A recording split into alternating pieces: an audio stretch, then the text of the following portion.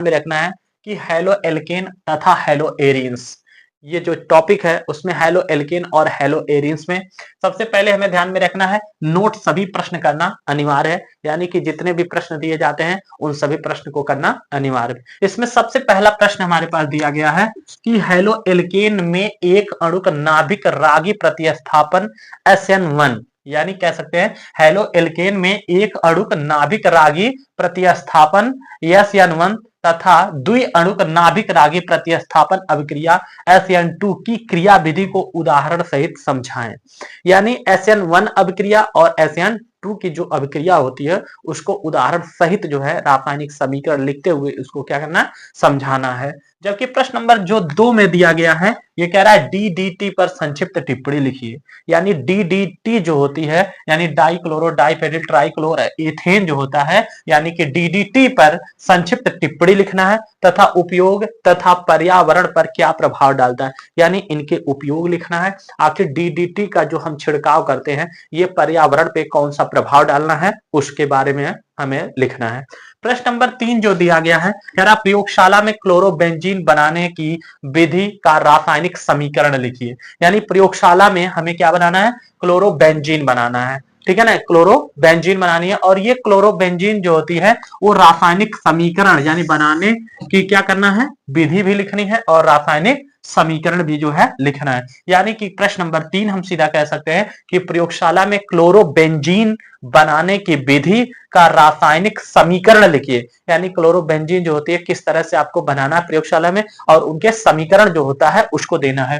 प्रश्न नंबर 4 में जो दिया गया कह रहा सेंडमायर विधि द्वारा क्लोरोबेंजीन बनाने का समीकरण लिखिए। आखिर यह सेंडमायर जो विधि होती है वो कौन सी होती है, सेंडमायर विधि द्वारा हमें क्या बनाना है, क्लोरोबेंजीन बनाना है, तो क्लोरोबेंजीन बनाने का समीकरण लिखना है।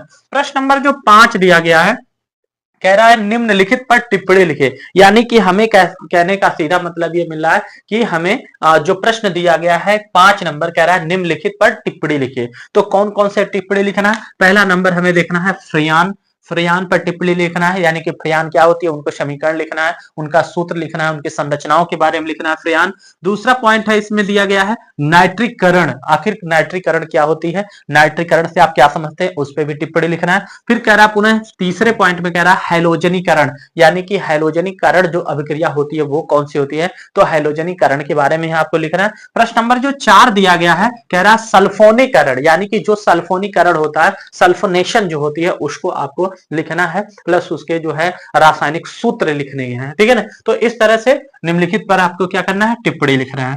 प्रश्न नंबर 6 में दे दिया गया बहुत महत्वपूर्ण है, कैसे प्राप्त करेंगे, ये पूछ रहा है कैसे प्राप्त करेंगे, यानी कि जो समीकरण है उसको आपको लिखना है, आखिर इसको कैसे हम प्राप्त कर पाएंगे। तो इसमें सबसे पहले हमें क्या प्राप्त करना है, क्लोरोबेंजीन से DDT, यानी क्या प्राप्त करना है, क्लोरोबेंजीन से DDT, यानी क्लोरोबेंजीन जो होती है उसको हम कैसे प्राप्त कर लेंगे, DDT, यानी क्लोरोबेंजीन से आपको क्या प्राप्त कर लेना है ना, DDT प्राप्त करना है। दूसरा हमारे पास दिया गया क्लोरोबेंजीन से फिनॉल प्राप्त करना है, यानी क्या प्राप्त करना है, क्लोरोबेंजीन से फिनॉल जो होती है उसको प्राप्त करना है, यानी क्लोरोबेंजीन से फिनॉल प्राप्त करना है। तीसरा पॉइंट हमें दिया है क्लोरोबेंजीन से एनिलीन बनाना है, यानी क्लोरोबेंजीन से क्या करना है, एनिलीन बनाना है। तो ये जो आपका टॉपिक है हाँ, प्रश्न नंबर 30 में 6 का तीसरा पॉइंट जो है क्लोरोबेंजीन से क्या प्राप्त करना है, एनिलीन प्राप्त करना है, ठीक है ना। उसके बाद इसमें चौथे नंबर पे दिया गया है क्लोरोबेंजीन से डाइफेनिल बनाना है, क्लोरोबेंजीन से डाइफेनिल का निर्माण करना,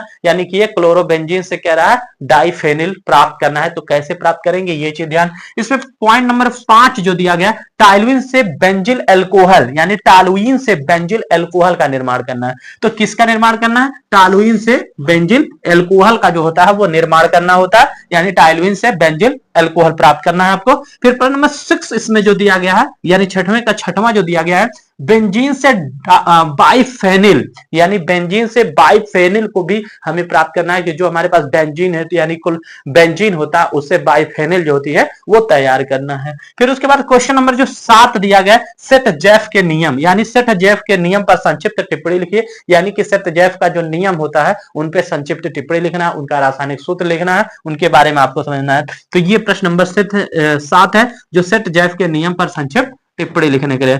जबकि प्रश्न नंबर 8 जो कह रहा हेलो एरिन्स की नाभिक राबी प्रतिस्थापन अभिक्रिया में अनुनाद प्रभाव को समझाएं। यानी हेलो एरिन्स की जो नाभिक रागी प्रतिस्थापन अभिक्रिया होती है, हेलो एरिन्स के नाभिक रागी की प्रतिस्थापन अभिक्रिया होती है, उस अभिक्रिया में अनुनाद का जो प्रभाव होता है, उसके अनुनाद के प्रभाव को हमें समझाना है। तो हेलो एरिन्स के नाभिक रागी प्रतिस्थापन अभिक्रिया में अनुनाद प्रभाव को समझाने की व्यक्त कर रहा है। तो ये चीज आपको ध्यान में रखना है।